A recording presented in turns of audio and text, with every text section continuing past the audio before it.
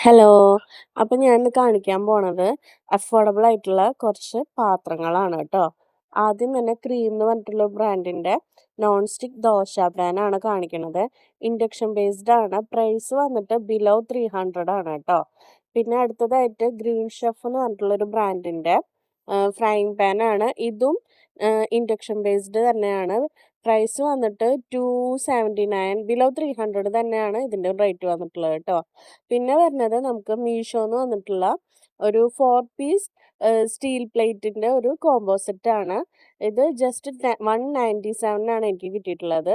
പിന്നെ നമ്മുടെ ട്രെൻഡിങ്ങിൽ ഓടിക്കൊണ്ടിരിക്കുന്ന ഇംപെക്സിന്റെ non stick cookware set combo 6 piece combo set ആണ് കേട്ടോ ഞാൻ എടുത്തിട്ടുള്ളത്.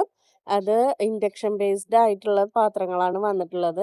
ഇതിൽ വരുന്നത് 4.5 ലിറ്ററിന്റെ ഒരു ഫ്രൈങ് പാൻ, 3 ലിറ്ററിന്റെ ഒരു ഫ്രൈ പാൻ, പിന്നെ വരുന്നത് 2 ലിറ്ററിന്റെ ഒരു സോസ് പാൻ പോലെയുള്ള ഒരു പാനും കൂടിയിട്ടാണ് കേട്ടോ വരുന്നത്.